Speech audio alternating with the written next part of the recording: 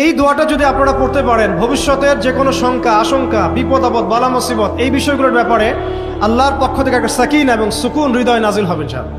একবার আমার মনে আছে যে একটা জটিল মাসালা নিয়ে আমরা আমাদের মহতারাম খতিব সাহেব, বাইতুল মুকাররমের বর্তমান খতিব সাহেব, তার দ্বারস্থ হয়েছিলাম। একটা মুশকিলা দেখা দিয়েছে। একটা দোয়া শিখিয়ে দেন, যে দোয়ায় আমল করলে ইনশাআল্লাহ এটা চলে যাবে।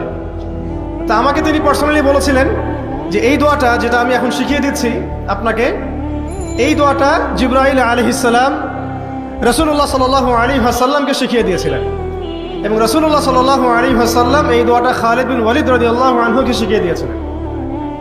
তো শোনার এবং শেখার খুব আগ্রহ ছিল। তা আমি লিখে নিচ্ছিলাম এবং নোট করছিলাম। এই দোয়াটা যদি আপনারা পড়তে পারেন, ভবিষ্যতের যে কোনো শঙ্কা, আশঙ্কা, বিপদ আপদ, বালা মুসিবত, এই বিষয়গুলোর ব্যাপারে আল্লাহর পক্ষ থেকে একটা সাকিনা এবং সুকুন হৃদয় নাজিল হবে ইনশাআল্লাহ। একটু বড়, যেহেতু এখানে তালেব ইলমগণ অনেক, তারা তো শুনলেই মুখস্থ করতে পারবেন, তাই আমি নোট করে আনছি। এবং জ্ঞান তো লুকিয়ে রেখেও লাভ নাই, প্রচার করলেই লাভ। আপনারা আমল করলে আমি নাকি পাবো ইনশাআল্লাহ।